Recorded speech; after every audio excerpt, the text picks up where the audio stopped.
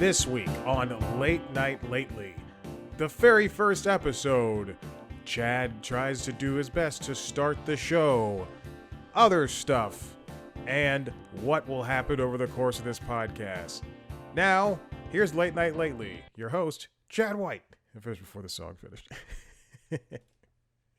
We'll keep it in, it's fine. Welcome to Late Night Lately, the third podcast from the C Plus Comedy Empire, podcasting empire. This is the late night, the spinoff of the Constitutionalist podcast, where I cover the late night landscape. I love late night so much, I said I might as well make a show about it. The show's called Late Night Lately, tagline, the late night show. There were 3 names floating around, and I was like, this one's even funnier. So I chose that. Typically, how this show will start out is I would intro the show, sort of the way I did it, and but better. I made that song in like less than 5 minutes.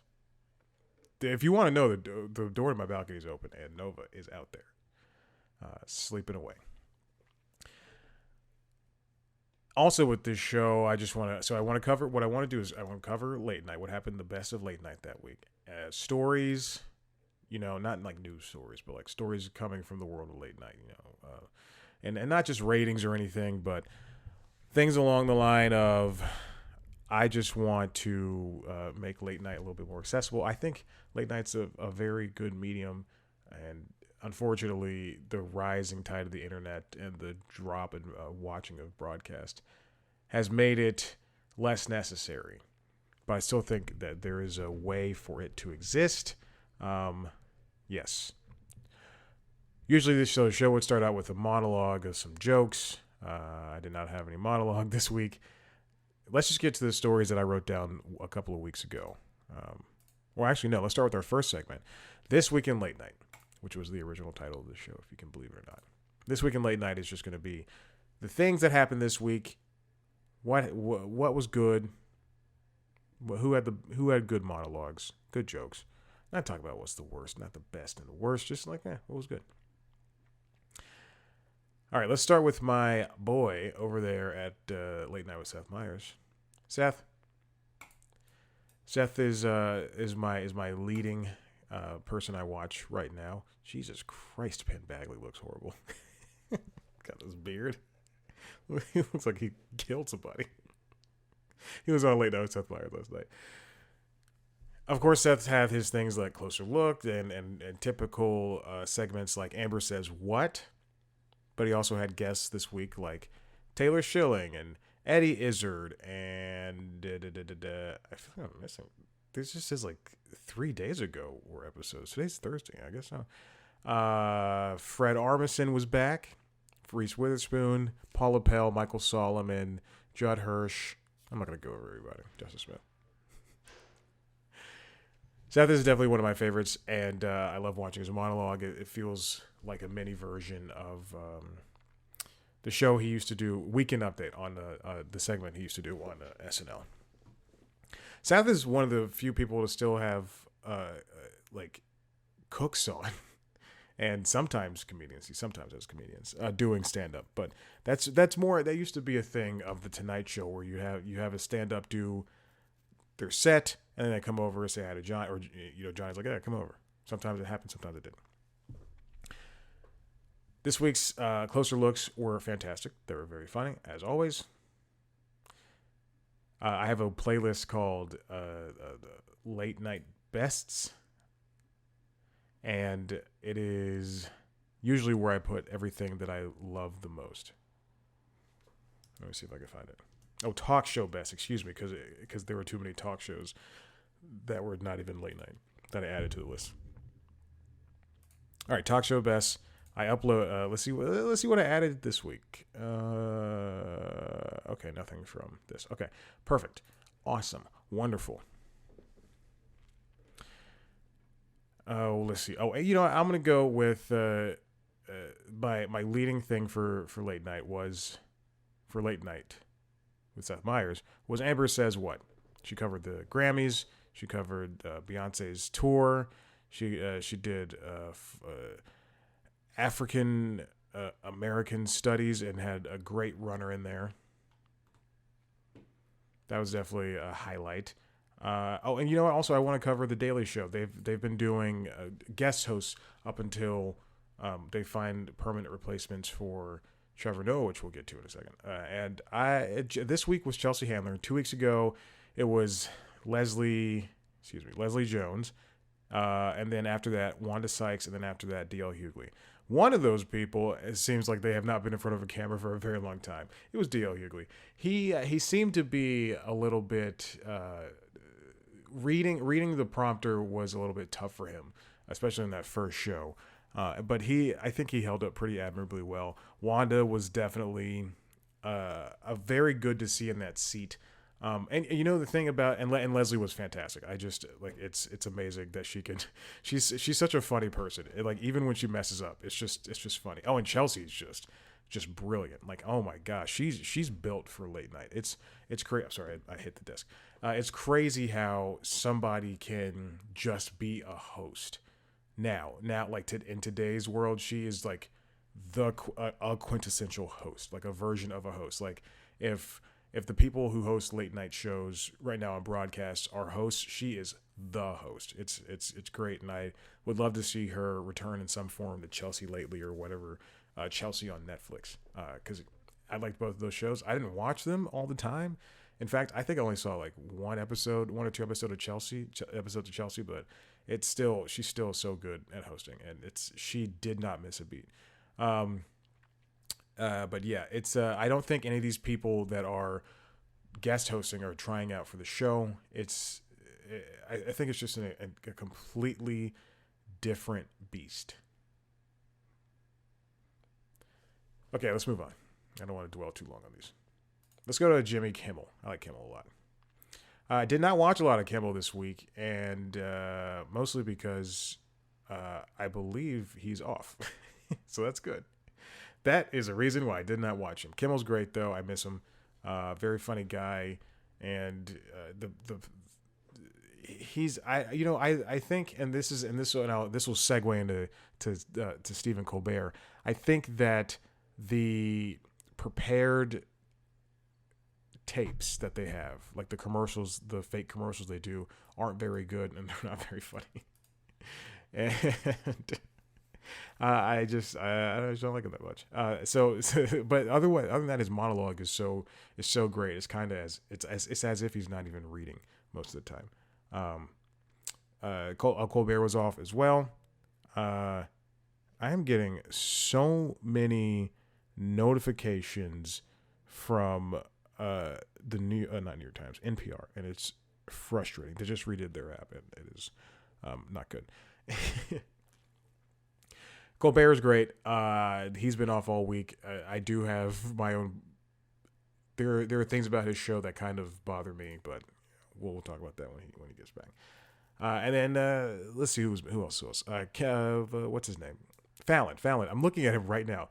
Fallon was on this week. Had people like Queen Latifah, M. Night Shyamalan, Ashton Kutcher, who kind of Ashton Kutcher like kind of was like, Danny Masterson should he should be exonerated. Like no, dude, come on. Anyways, there's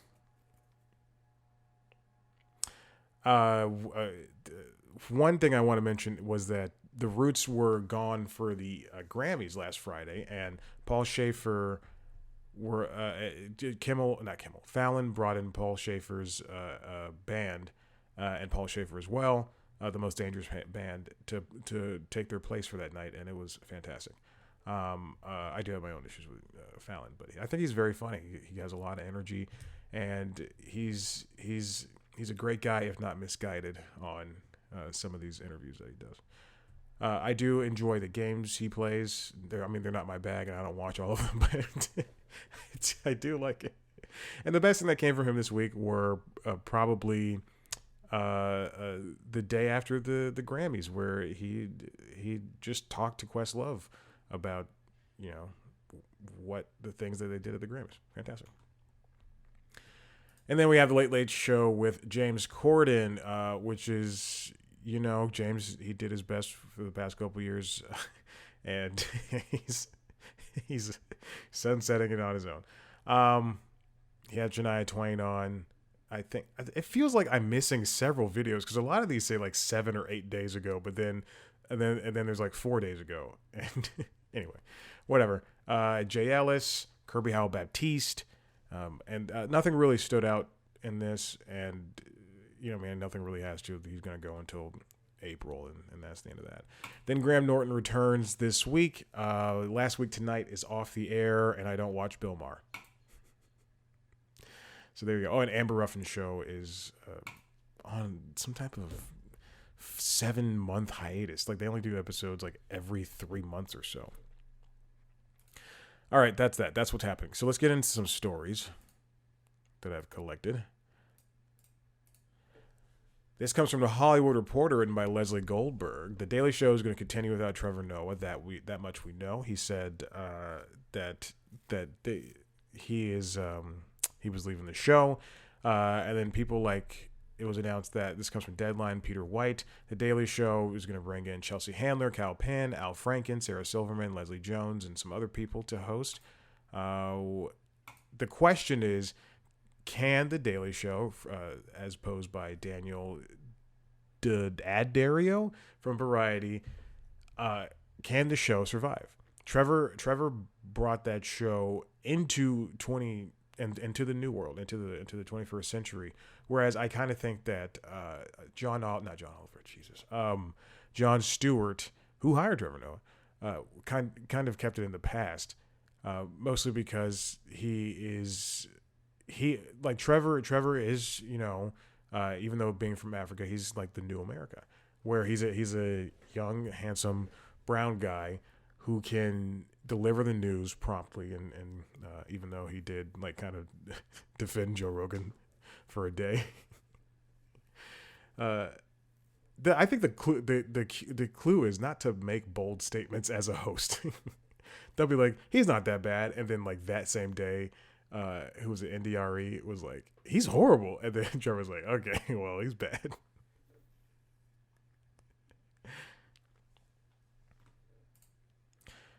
And then, along the same time, Corden announced that he was leaving, and then Trevor announced that he was leaving.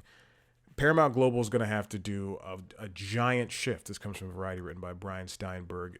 When it comes to these two exits, they're going to have one host left in these major names. I mean, obviously, they have other shows on their Paramount networks that are, I guess, are technically late night established shows, but I'm not going to count those. I'm not going to watch those. Paramount Global has to find some way, or just Paramount. Paramount has to find some way to cover all these people leaving. Sorry, just got a text today. It's very important. I had to look at it. Lacey Rose and Leslie Goldberg also write for The Hollywood Reporter. Comedy Central is going to find itself in a crisis mode. And right now we're kind of seeing a shift for Comedy Central. Everything is going to be animation. They moved Beavis and Butthead over to Comedy Central. South Park is back, but only like in increments. I think they only do like 9 or 10 episodes. Sorry, just saw a text. It's a very funny text. I'll tell you later. No, I can't. Anyway, what happens for Comedy Central? They were never excuse me, ever able to find a show to replace or to follow The Daily Show, which is something they need. So they expanded The Daily Show out to 40 minutes, some episodes. Sometimes it's 28, but it runs for like 45 minutes. And sometimes it's just like a regular 22-minute episode. Sometimes it's 40-minute episodes. What's going to happen for Comedy Central, whose demographic is 18 to 49, apparently.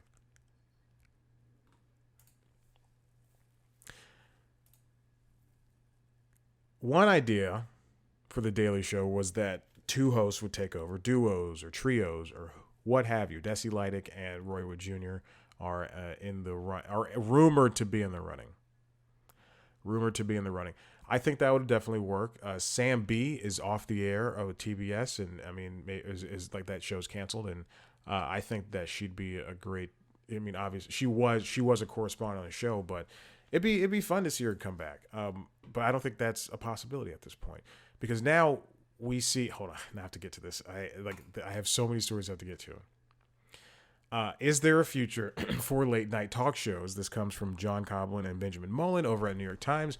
Can these shows of yesteryear, because they're still, I mean, as much as they have embraced doing internet stuff, these shows are still living in the past because they're from the past.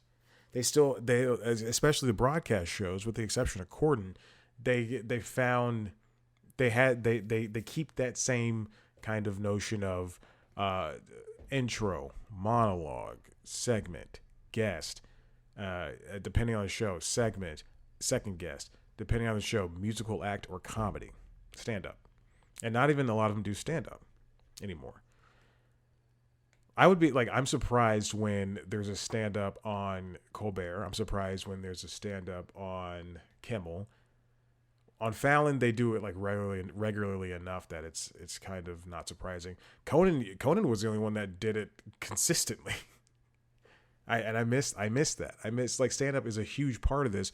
It's great to see Måneskin play I wanna be a bang bang wanna be a bang bang. But why should this continue to be? And that's why I mentioned Corden.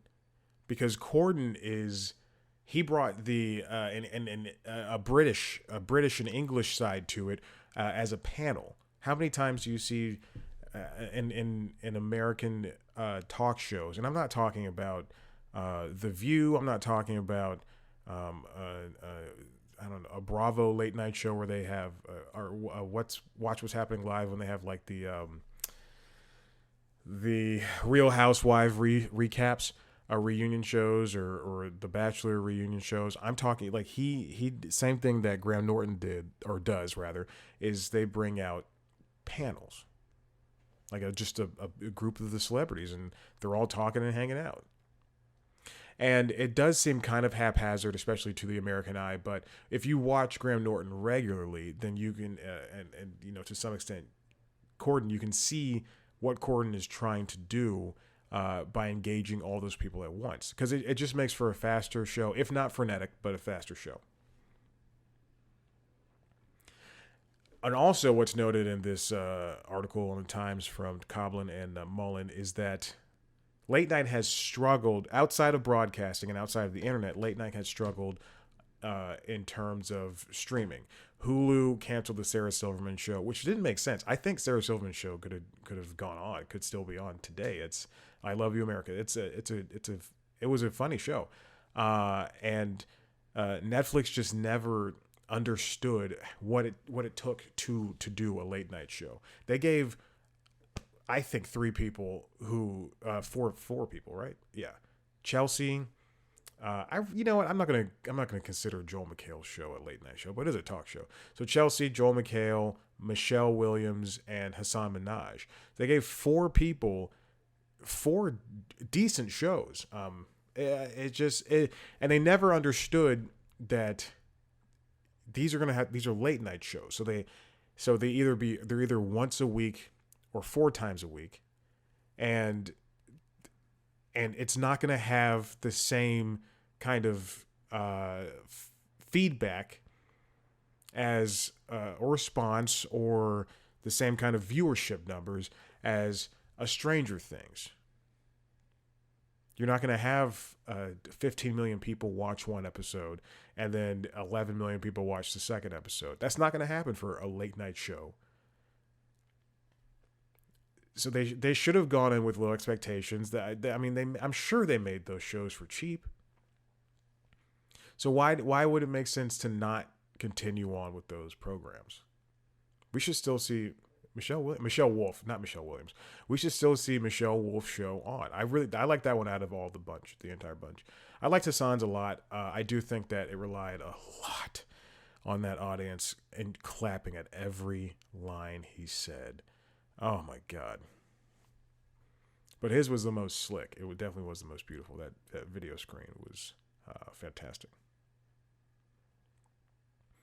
Also, revenue's fallen for late night shows. So the first 6 months of 2021, according to Coblin and Mullen, the four late night shows on network television took in a total of $301 million in advertising revenue, according to Kantar.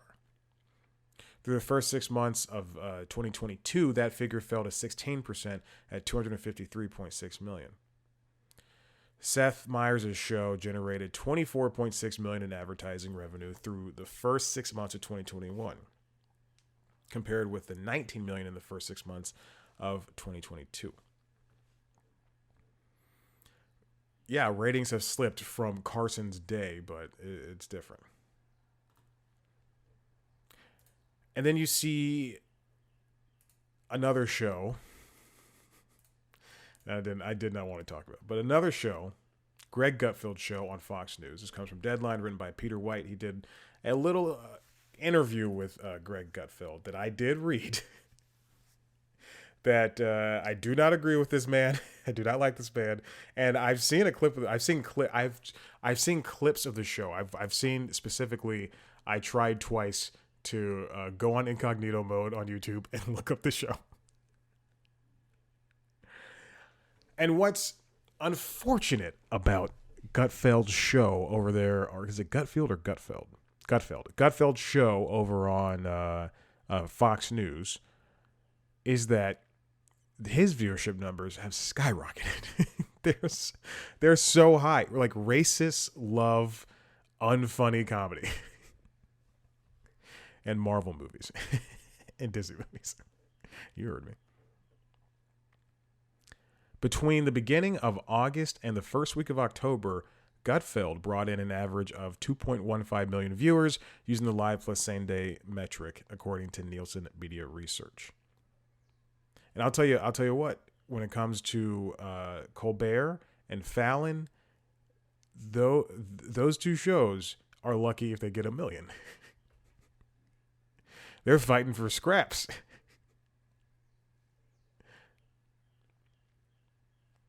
You know what I do? There is one thing that in this interview that stood out to me is that Gutfeld said audiences don't like to be lectured to, and that is something I can attribute to one show, Last Week Tonight. I think every episode, John Oliver does lecture, and it does get beside the point a lot. But other than that, I really I don't like Gutfeld. And it grosses me out that I even have that in my URL. Okay. Now we're seeing machinations of what might happen, or what is going to happen when it comes to the future of late night, at least for CBS.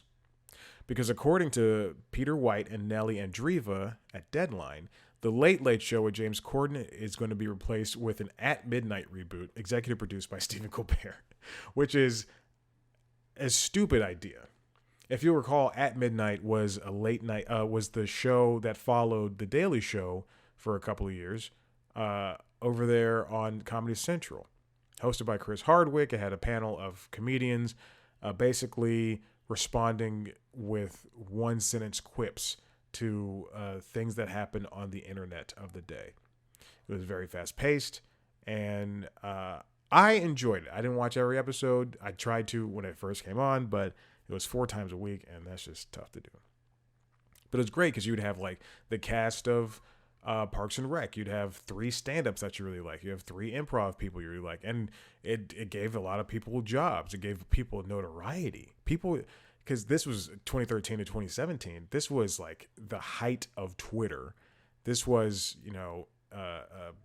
YouTube before it became super trashy. This was internet on TV. It was internet on TV. It's so stupid. But they had 600 episodes. And now it's probably, more than likely, taking over the Late Late Show time slot at 12:30. I just don't. I don't agree with this. I enjoyed the show the first time. And I think it should kind of stay on. It would not kind of. It should definitely stay on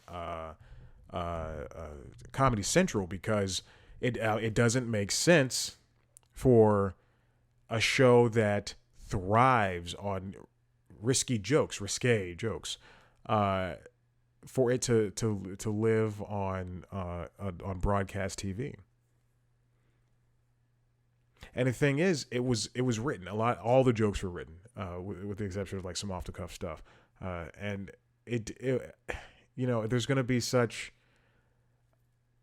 I think Paramount, as much leeway as they give the Late Late Show with James Corden, because some of the things that happen on there are just like, why is this here? They're going to be kind of. I feel like they're going to be kind of handholdy with At Midnight. And the thing about At Midnight is it didn't thrive on A-listers. It was all B and C list comedians. That's it. Like that's who it was. It was Ron Funches. It was Jonah Ray. It was Matt Myra. It was people who, I'll name a woman. Let's see. I'll name one. Joe Firestone, Lauren Lapkus.